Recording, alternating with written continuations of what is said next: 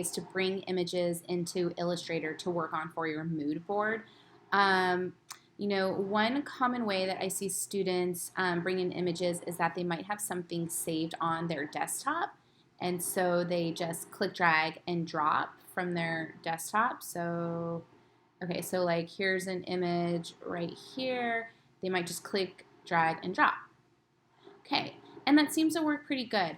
But I want to bring to your attention this blue X. What does that blue X mean? Okay, so what's kind of neat about the blue X is that it symbolizes it's a linked file. So it's keeping your Illustrator file small. It's not actually embedding this image in the file.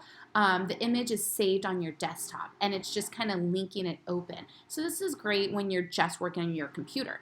But the minute you upload it to Canvas or email it to somebody else, the person who's going to open up that file is not going to have all the images that are saved on your desktop.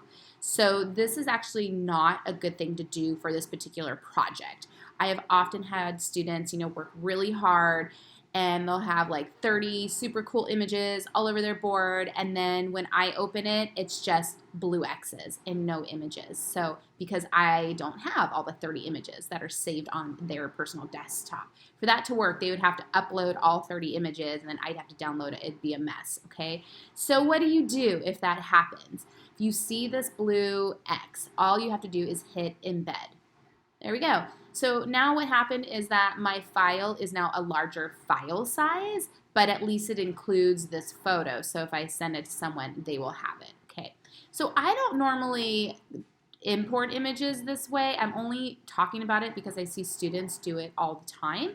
I'll show you how. I'm going to embed because that's going to bother me. Sometimes the way I import images is maybe if there is one on my desktop, sometimes you can actually click, drag, and drop it in Illustrator, and you'll notice there is not an X. You can hit Command X, and you can go to your file, and you can paste it, and you won't have that linked problem. You won't have the blue X. But actually, the way that I work is I go, to wherever I'm finding images, and for this assignment, you're supposed to be looking to multiple sources online. So let's say I came across this image, I want to add it to my board. I screenshot it. So I have the updated Mac right now. Does it say what it is?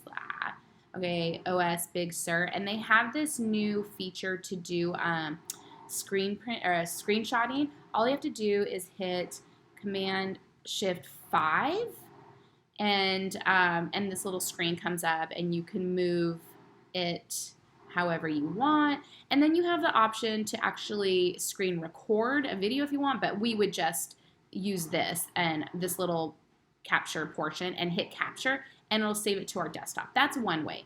But a quicker way, I think, is to hit 4 buttons. Command, Control, Shift, 4, and then your mouse turns into a cursor, and then you can just click and drag exactly what it is you want to bring in.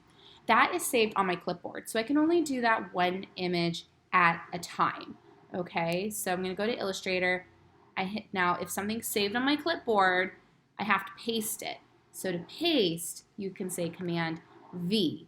Okay, so basically that screen capture is like copying an image, and then I paste. There's a difference. Now, if I go back and so what I last did, I had hit 4 buttons, Command, Control, Shift, 4. Also, there's another thing you can do. You can lose the Control button and just hit 3 buttons, Command, Shift, 4. And that saves it to your desktop. You can see there's like a little preview. It's going to my desktop.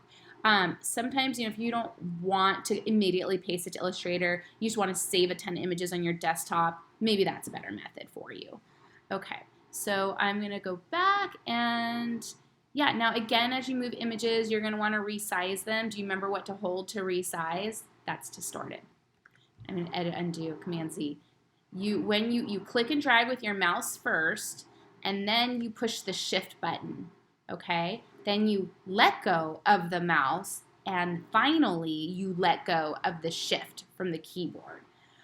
This is where students mess up the most on this project, is they're like trying to resize, they accidentally let go of Shift, and then they let go of the mouse. and then their image is distorted.